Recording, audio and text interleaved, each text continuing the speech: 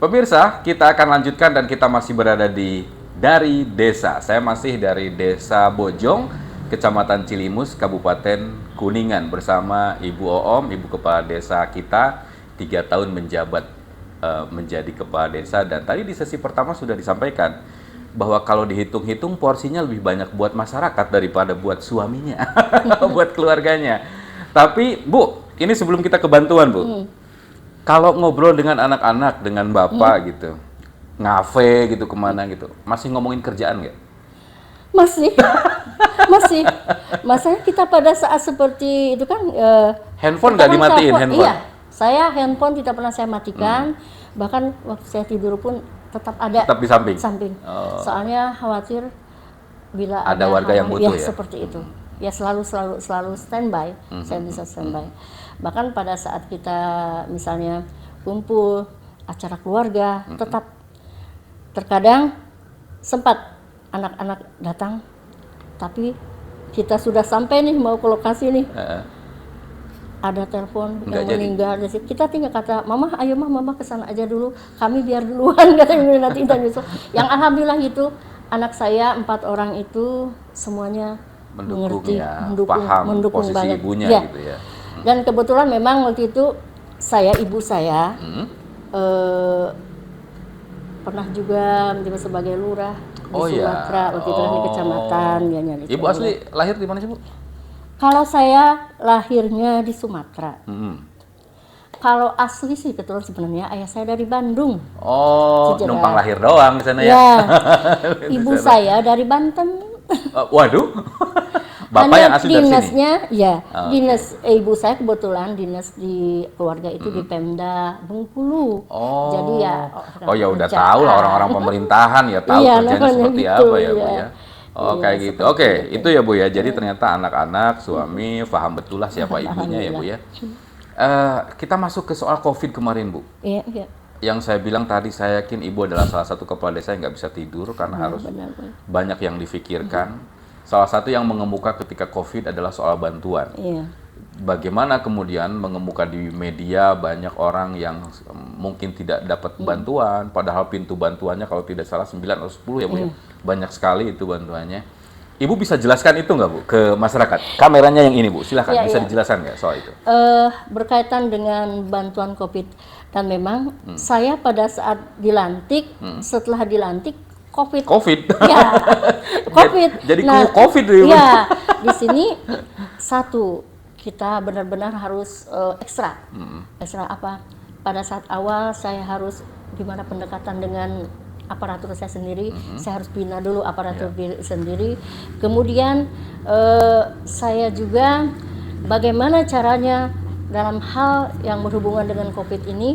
Bahkan memang kami siang malam harus kerja kelas bahkan sampai jam 2, tapi alhamdulillah didukung oleh aparat desa yang mereka juga dengan sigap. Nah, di sini kami yang berkaitan dengan BLTDD itu dan kami selalu mengacu dengan sesuai aturan yang ada.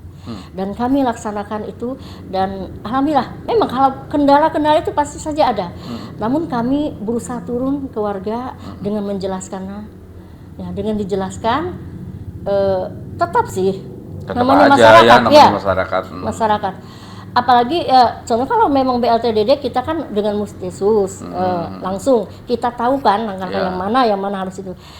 Kendala kita itu ada yang berkaitan dengan pos-pos yang tadi yang berapa pintu yang lain itu kan memang ada yang tidak tepat lah kalau situnya. Tapi kan itu kewenangannya dari kita kan pelaksana pelaksana. Namun dengan diberikan pengertian, alhamdulillah semuanya paham, bisa paham. Karena mungkin kalau masyarakat awam, tentu mereka nggak mau tahu duitnya dari mana, ya kan Bu? Gimana kita sulitnya, ini duit mau dikemanakan, ya kan? Atau bantuan lah gitu dalam bentuk sembako dan seterusnya. Sementara mereka tahunya ya ini kebagi, ini nggak kebagi kan gitu ya Bu ya. Dan memang nih pemirsa, saya juga termasuk yang datanya muncul sebenarnya. Dan alhamdulillah sapinya bisa berbagi ya. Alhamdulillah. Jadi waktu COVID edisi pertama itu saya kaget kalau nama saya itu muncul di list bantuan desa nih pemirsa. waktu itu saya langsung diskusi dengan istri bahwa saya nggak mau nerima. Bukan apa-apa. Saya memang tidak berlebih, tapi juga saya tidak kekurangan gitu ya Bu ya. Dan harapannya ya mohon doa dari pemirsa, saya jangan sampai kekurangan supaya tidak usah dibantu gitu kan. Nah, waktu itu saya cerita sedikit ya Bu ya. Waktu itu udah mah kembalikan, syukur kalau ada yang mau menerima gitu ya. Yang jelas kita berharap mudah-mudahan di data berikutnya sudah tidak masuk lagi kan gitu. Nah, artinya saya yakin kok yang punya semangat seperti itu tuh banyak.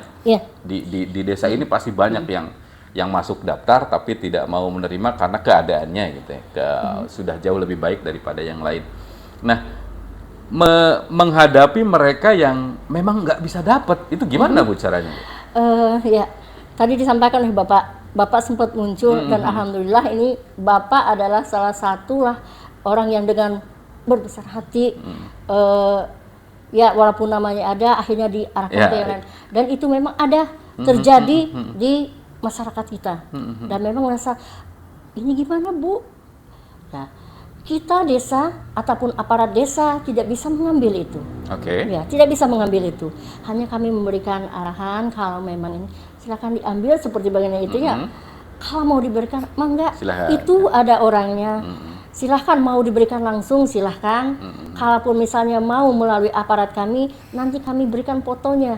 Sudah diberikan bukti gitu ya. Itu yang kami lakukan selama ini. Bu, secara singkat saja Bu, sebenarnya alurnya gimana sih Bu? Dari mulai didata orang gitu ya, didata, kemudian data itu dikirim kemana gitu ya, diverifikasi di mana, sampai kemudian nih namanya nih yang mau dikasih bantuan. Secara singkat saja Bu, supaya masyarakat tahu. Gitu. Sebenarnya kita apabila ada instruksi untuk mendata itu kita instruksi mulai dari dusun, kemudian kita lakukan rapatnya dengan RT ya, dengan RT dengan BPD sampai hasil Musdesus, dan hasil itu kita berikan kan melalui kecamatan apabila sudah kemudian terus kan ada juga yang link langsung ke dinas sosial ya, kita secara berikan pribadi. Ya enggak dari data dari kita. Dinas sosial langsung ke dinas sosial juga. Nah, di sana kan terus ke pusat yang seperti itunya. Nah, langkah berikutnya ya gitu kan kewenangannya di sana. Yang contohnya seperti bantuan gubernur kemarin itu memang dari awal Bojong paling banyak loh. Paling banyak. Kenapa? Kami memang aktif dengan sapa warganya itu. Nah, jadi kami masukkan. Nah, pada saat itu kan kami berhasil seperti ini. Kalau namanya COVID semuanya dampak. Iya, gitu kan. Jadi siapapun, kita data semua. Bahkan waktu itu awal kita 350-an lah waktu itu ya, yang awal Banggup itu desa-desa lain ada yang sampai 0, 11, 10 sampai menanyakan kita itu seperti apa, mengisi sapa warga enggak, mereka enggak. Nah, kita mengisi itu. Nah, cuman memang keinginan kami setiap data kalau ada bantuan itu tolonglah komunikasi dengan kami dulu seperti itu kan, supaya lebih mengena sasarannya. Nah, di sini terkadang sempat ada data-data yang katanya harus diperbaiki atau apa, kita perbaiki, tapi tetap muncul namanya itu seperti gitu. Kita mengirim sesuai waktu ya Bu ya. Tapi yang datang ternyata dan itu memang sudah bukan lagi kekuasaan kita ya Bu ya untuk. Dan pada saat itu terjadi, kita tidak bisa mengganti nama. Misalnya gini, muncul nih orang ini yang sebenarnya nggak kita kirim nih nama ini, tiba-tiba dari pusat tuh muncul, itu nggak bisa ya Bu ya? Itu tidak bisa, soalnya sudah ada bakutnya. Itu jadi kesalahan Ibu kalau diganti. Nah, iya, justru kita nanti, karena seperti itu kita hanya bisa memberikan arahan nantinya, arahan. Alhamdulillah, itu makanya yang membuat kondusif lah di Desa Bojong ini. Jadi sepanjang COVID ada cerita apa Bu sepanjang COVID? Wah, benar-benar kami sepanjang COVID ini yang tadi disampaikan dengan di keluarga itu, wah benar-benar bahkan kami tidur pun. Ibu alumni COVID juga nggak Bu? Sempat kena? Alhamdulillah tidak. Mungkin Allah memberikan berkah itu. Saya harus terjun langsung. Jadi harus sehat.